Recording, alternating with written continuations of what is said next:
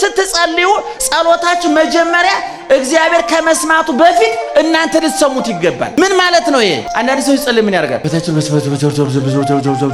እንኳን እግዚአብሔር እኮ ራሱ አልሰማውም። ይገርማችኋል። መዝሙረ ዳዊት የማያካትተው ነገር የለም። እኔ አይታየኝም ምእመናን እንኳን ዘወትር ጨለማ ውስጥ መኖር መብራት ሲሄድ ያንገሸግሻል። ነገር ግን ወደ መቃብር ሲወርድ ሁሉም አይነ ስውር ይክበር ይመስገን እግዚአብሔር። አይናማ ሬሳ አለን። የመጀመሪያ ሰሞን አይታወቀውም ወረት ላይ ስለሆነ እየሰለቸ ሲመጣ ምን ያደርጋል? እስቲ ቆይ ስንት ገጽ ቀረኝ? ውይ ጋዜጣ ነው እንደዛ የሚነበበው። ጸሎት ስንት ገጽ ቀረኝ ብሎ ጸሎት አይጸልይ። 150 መዝሙረ ዳዊት በሰባት ርዕሰ ጉዳዮች ላይ የሚያጠነጥን ነው ብለው ሊቃውንት ተርጉመውልናል።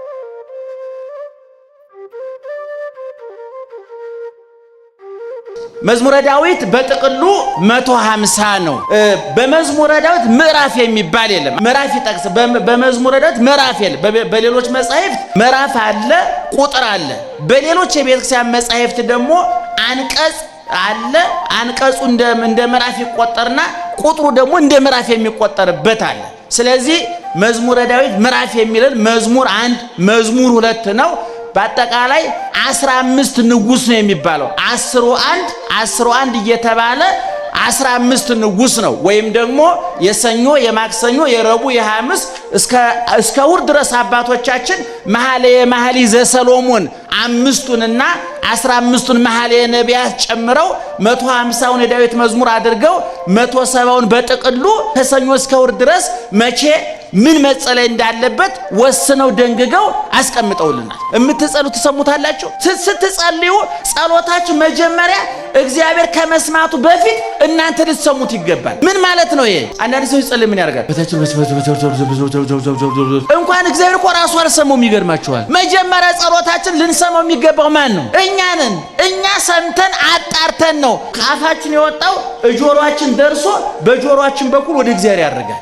መስማት የተሳናቸው ሰዎች አይታችሁ እንደሆነ ንግግራቸው ለምንድን ነው የሚበላሸው? ልክ ጆሮአቸው መስማት ሲያውቁ ንግግራቸው ይበላሻል። ለምንድን ነው? የሚናገሩትን ስለማይሰሙት አረጋግጠው አይልኩትም ወደ ሌላ ሰው። ልክ ጸሎትም ስንጸልይ መጀመሪያ መስማት ያለብን እኛ ነን። እንደዛ ለማድረግ አንድ አማኝ መሆን፣ ሁለተኛ አድናቂ መሆን፣ ሶስተኛ በፍቅር መጸለይ ነው። ልክ እግዚአብሔር ፊት ሲቆም አንድ ሰው አሁን የቆምኩት እግዚአብሔር ፊት ነው። በጽባህ እቀውም ቅድሜከ ዋስተርኢ ለከ በጧት በፊት ቆማለሁ አለ ቅዱስ ገብርኤልም ለዘካርያስ። በእግዚአብሔር ፊት የምቆመው እኔ ማን ነኝ አለ? ገብርኤል ነኝ አለ። በእግዚአብሔር ፊት ነው የቆምኩት፣ አባቴ ፊት ነው የቆምኩት። የተቸነከሩ እጆቹን፣ የተቸነከሩ እግሮቹን፣ በጥፊ የተመታ ፊቱን፣ አሞት ኮምጣጤ የጠጣ አፉን፣ ምራቅ የተጠፋበት ፊቱን፣ የሸዋግ የተደፋበት ራሱን፣ ከራስ ፀጉሩ እስከ እግር ጥፍሮቹ የተቀበለውን መከራ እያያችሁ በፍቅር ስትዋጡ አይሰለቻችሁ? አንዳንድ ሰው እኮ መዝገበ ጸሎት ይዛል። ትልቁን መዝገበ ጸሎት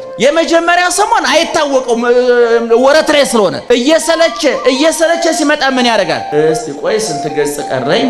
ውይ ጋዜጣ ነው እንደዛ የሚነበበው። ጸሎት ስንት ገጽ ቀረኝ ብሎ ጸሎት አይጸልይም። ስለዚህ በአባቶቻችን ዳዊት ደጋሚ ማለት እየደጋገሙ የሚጸልዩ ማለት፣ ድግምት ማለት መልሶ መላልሶ የሚደገም ማለት ነው። መዝሙረ ዳዊት 150 ነው ብያቸዋለሁ። በመዝሙረ ዳዊት ቅድም እንዳልኳችሁ አባቶቻችን ስለ ጸሎት የምንጸልየውን ወስነው አስቀምጠዋል። አንደኛ መዝሙረ ዳዊት፣ ሁለተኛ ውዳሴ ማርያም። እንደ አቅማችን ከአቅም በላይም አይጸለይም። አንድ ምዕመን 2 ሰዓት 3 ሰዓት ተገትሮ መጸለይ አይጠበቅበትም። ለምሳሌ ጧት ክፍለ ሀገር 62 ሰው ጭኖ የሚሄድ ሹፌር ሌሊቱ ሙሉ ተገትሮ አድሮ ጸሎተኛ ነኝ ብሎ እያንቀላፈ መኪና ቢገለብጥ ማን ነው ተጠያቂ?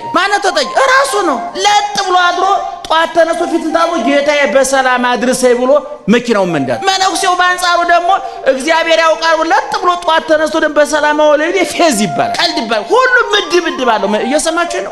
ምድብ አለው። ስለዚህ መዝሙረ ዳዊት አባቶቻችን አንዱ እንዲጸለይ የወሰኑት መዝሙረ ዳዊት ነው። እኔ አሁን በእውነቱ የመጣ የጸሎት አይነት በጣም ነው የምናዝነው። ባረቶስ የሚባል ጸሎት መጥቷል። ያልመጣ ጉድ የለም። መጀመሪያ የበላችሁ ያቀራታል በላይ ጉርሷታል ብላ ማረኛል። መጀመሪያ የተመደቡ ጸልዩት እስኪ ዳዊት መጽሐፍ ቅዱስ ውስጥ ያለ ዳዊት 150 ብቻ አይደለም ሊቃውንተ ቤተ ክርስቲያን ከብሉይ ኪዳን ዳዊትና ኢሳይያስ ባይኖሩ ብሉይ ኪዳን ባዶውን ይቀር ነበር። ከሐዲስ ኪዳን ቅዱስ ጳውሎስ ባይነሳ ከሊቃውንት ቄርሎስና ዮሐንስ አፈወርቅ ባይነሱ ትርጉም ያጣ ነበር ይላል። ስለዚህ መዝሙረ ዳዊት የማያካትተው ነገር የለም። እንደው አጠር አድርጌ በመዝሙረ ዳዊት የሚጠቃለሉትን ሐሳቦች ልንገራችሁ። 150 መዝሙረ ዳዊት በሰባት ርዕሰ ጉዳዮች ላይ የሚያጠነጥን ነው ብለው ሊቃውንት ተርጉመውልናል። እኔ አይደለም የምነግራችሁ፣ ትርጓሜ ቤት ሊቃውንቱ ያስተማሩት ነው የምነግራችሁ። 150 መዝሙረ ዳዊት በሰባት ርዕሰ ጉዳዮች ሊጠቀለል ይችላል። አንደኛ መዝሙረ ዳዊት ውስጥ ፍቅር አለ። አፍቅሮ ጸሎት፣ ጠላትን መውደድ፣ ከቂም ከበቀል የነጻ ጸሎት መጸለይ። ሁለተኛ ሃይማኖት ነው ያለው። አንድ መዝሙር ከፍቅር ቀጥሎ ሃይማኖትን መስበክ አለበት። ይሄኛው ደግሞ በ21ኛው መዝሙረ ዳዊት እያልኳችሁ ብጽፉትና ብታነቡት በጣም ደስ ይለኛል። መዝሙር 21 በቅንፍ 22 ላይ ማየት ትችላላችሁ። አምላኬ አምላኬ ነጽርን የሚለው ዳዊቱ ቁጥር 6 ላይ ከናቴ ማህፀን ጀምሮ አንተ አምላኬ ነህ፣ ከናቴ ማህፀን ጀምሮ ባንተ ላይ ተጣይኩ፣ የናቴን ጡት እየጠባው ሳለ ባንተ አመንኩኝ አለ። ይሄ ሃይማኖት ነው። ከናቱ ማህፀን ጀምሮ ከአባቱ አብራክ ተከፍሎ በእናቱ ማህፀን ተዘርቶ ሰኩኖ ቅርጽ ይዞ ከመውጣቱ በፊት ጀምሮ በማን ያምን ነበር? በእግዚአብሔር ያምን ነበር። ስለዚህ ሁለተኛ ሃይማኖት፣ ሶስተኛ ትህትና አለ በመዝሙረ ዳዊት ውስጥ። በመዝሙረ ዳዊት አሁንም በዛው በ21ኛው መዝሙር ላይ አንሰ ዕፄ ወአኮ ሰብእ፣ እኔ ትል ነኝ እንጂ ሰው አይደለሁም አለ። ማን ነው ያለው? ዳዊት ምንድነው? ንጉስ ነው። በቤተ መንግስት ነው የሚኖረው። በተንጣለለ ቤተ መንግስት፣ በዋንዛ በዘግባ በተሰራ ቤተ መንግስት በወርቅ ዙፋን የሚቀመጥ በወርቅ አልጋ የሚተኛ ሁሉ በእጁ ሁሉ በደጁ የሆነለት ስልጣን ከሀብት ሀብት ከጉልበት የተስማማለት ገናና ንጉስ፣ ለዛውም ከንጉስም ንጉስ የእስራኤል ንጉስ ነው። ምን አለ? እኔ ትል ነኝ እንጂ ሰው አይደለሁም ማለት። ቅዱሳን ሲበቁ ራሳቸውን ዝቅ እያደረጉ፣ ምክንያቱም የሚለኩት በማን ነው? ራሳቸውን ከመላእክት ጋር ነው የሚያነጻጽሩት፣ ከበላዮቻቸው ጋር ነው የሚያነጻጽሩት። ቅዱሳን ሲበቁ እነ ሚካኤልን እነ ገብርኤልን ረቂቃኑን ስለሚያዩ ትህትና ከትህትና ወደ ትህትና ነው የሚሉት። አራተኛው ተስፋ ነው። ተስፋን መስበክ አለበት። ክርስቲያኖች የኛ ተስፋ ክረምት አልፎ ሲመጣ በጋ፣ ያኛው መንግስት አልፎ የኛው መንግስት ሲመጣ እንደዛ የኛ ተስፋ በመስቀል ላይ ነው። የኛ ተስፋ ከሞት በኋላ ህይወት አለ። መቃብርን ተሻግሮ ትንሣኤ አለ። የዓለም አልፎ አዲስ ዓለም አለ። ሞት፣ ህይወት፣ ረሃብ፣ ጥጋብ፣ ሐዘን፣ ደስታ፣ ትርፍ፣ ኪሳራ፣ ጤንነት፣ በሽታ፣ ሹመት፣ ሽረት፣ ማጣት፣ ማግኘት የማይፈራረቅበት የበላይ የበታች ገፊ ተገፊ ገዥ ተገዥ ሰጭና ነሽ የሌለበት አዲስ ዓለም አለ። ያ ነው ተስፋችን። ምእመናን እንደተንከራተት እንደተገፋን እንዳለቀስ እንደተጎሰም እንደተከፋን አንገታችን ተቆርጦ ተንገላጥን አንቀርም። አባታችን ይመጣል፣ ወደ መንግስቱ ይጠቀልለናል። እኔ ሁልጊዜ እላለሁ፣ እኔ አይታየኝም ምእመናን፣ እንኳን ዘወትር ጨለማ ውስጥ መኖር መብራት ሲሄድ ያንገሸግሻል። ነገር ግን ወደ መቃብር ሲወርድ ሁሉም አይነ ስውር ይክበር ይመስገን እግዚአብሔር። አይናማ ሬሳ አለ እንዴ? አለም እናንተ ሰፈር አለ አይናማ ሬሳ አለ? እነዚህ የስም የሰዋዕታት ጠቅላላ እኮ ከእናታችን ማህፀን ስንወጣ ኦን ይደረጋሉ። ወደ መቃብር ስንወርድስ ኦፍ ስራቸውን ጨርሰዋል። አሁን የእናንተ እኔ ኳስ ፊልም ሲያየ ነበረው ወደ መቃብር ሲወጣ ኦፍ ይደረጋል። ምክንያቱም በሰማይ ኳስ የለም፣ ፊልም የለም፣ ቲያትር የለም። እዛ ቅድስና ነው ያለው፣ እዛ ፎይታ ነው ያለው፣ እዛ ሰላም ነው ያለው፣ እዛ በረከት ነው ያለው፣ እዛ ጸጥታ ነው ያለው፣ እዛ የማይዳሰስ እጅግ ማንም ሊቀማን የማይችል ዘላለማዊ ሰላም አለ። እኔ አሁን አንዳንድ ጊዜ በቤተክርስቲያን ሲመጣ እንደው እኛም አልነገርናችሁም፣ እናንተም ብዙ ጊዜ ስለቶቻችሁ ሁሉ ስጋዊ ነገር ላይ ያተኩራል። አሁን ንግስ ሲሆን አዳምጡ። አንዳንድ ጊዜ ምእመናን ይመጡና እንደው እመቤቴን እንደው አንድ ክፍል ኮንዶሚኒየም ጠይቂያት ነበር፣ በቀደም ሰጥታኛለች፣ 2000 ብር ይዤ መጥቻለሁ ይላል። እንደው ቦሎ እግዚአብሔር የተሰቀለው እኛ ኮንዶሚኒየም እንዲደርሰን አይደለም። እውነቴን ማርያምን ከልቤ ነው የምላችሁ። እንደው ልጄ ለምኜ ነበር፣ አሜሪካ ገባች።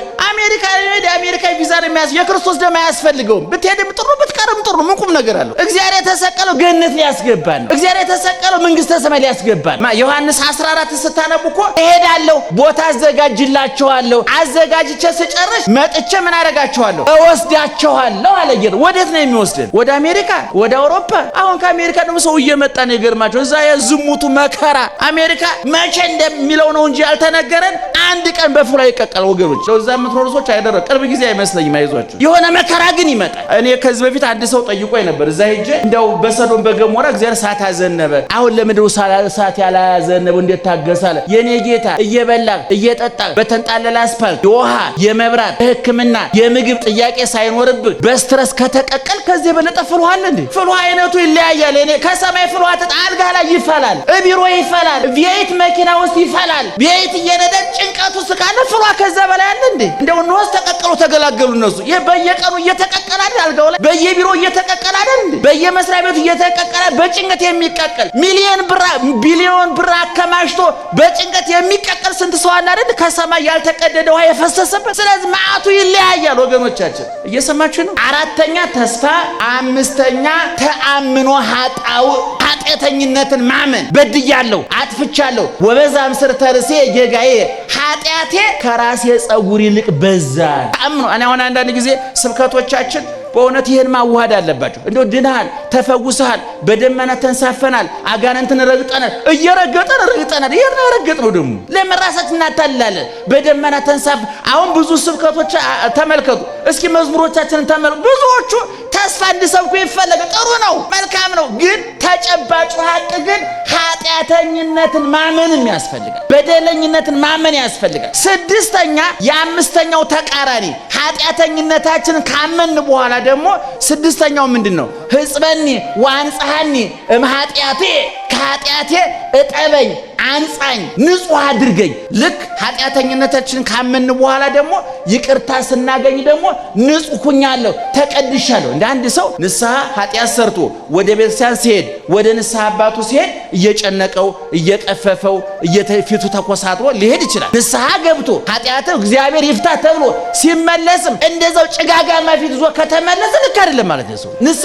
ንስሐ ገብቶ ኃጢአቱ እንደተሰረየለት ማመን አለበት፣ እንደተቀደሰ ማመን አለበት። ስለዚህ ኃጢአተኝነትን ማመን ተገቢ ነው፣ ይቅርታንም ማመን ተገቢ ነው። ሰባተኛ ዘረወ ወወሀበ ለነዳይ መዝሙር 111 ላይ ያለ ነው። ደግሞ ለድሃ ሰጠ። ምጽዋትን መስበክ አለበት፣ መረዳዳትን መስበክ አለበት። ገንዘቡን የሚያመልክ ሀብቱን የሚያመልክ ሰው እንዳይኖር፣ ዕውቀቱን ገንዘቡን ጊዜውን የሚመጸውት ሰው እንዲኖር መዝሙረ ዳዊት ይመክራል። ስለዚህ መዝሙረ ዳዊት ቀላል እንዳይመስላችሁ። እነ 7 ነገሮች ብቻ አይደሉም። ስለ ክርስቶስ ከጽንሰቱ ጀምሮ እስከ ምጽአቱ፣ ጽንሰቱ፣ ልደቱ፣ ጥምቀቱ፣ ስደቱ፣ ስቅለቱ፣ ግርፋቱ፣ ጨርቁን ልብሱ መራቆቱን፣ ሐሞት ኮምጣጤ መጠጣቱ፣ መሰቀሉ፣ መገነዙ፣ መቀበሩ፣ መነሳቱ፣ ማረጉ፣ ዳግመኛ መምጣቱ ሁሉ በብሉይ ኪዳን ተሟልቶ ትንቢት የተነገረው በመዝሙረ ዳዊት ነው። እየሰማችሁ ነው። በመዝሙረ ዳዊት ውስጥ ነው። ስለ እመቤታችን፣ ስለ ጻድቃን፣ ስለ መላእክት፣ ስለ ቅዱሳን፣ ስለዚህ ዓለም ከንቱነት፣ ስለ መንግስተ ሰማያት ዘላለማዊነት፣ ስለ ጋብቻ፣ ስለ ልጅነት፣ ስለ ሁሉም ነገር ዳዊት ንብ ነው።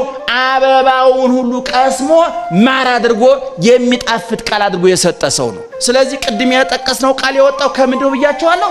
ከመዝሙረ ዳዊት ነው።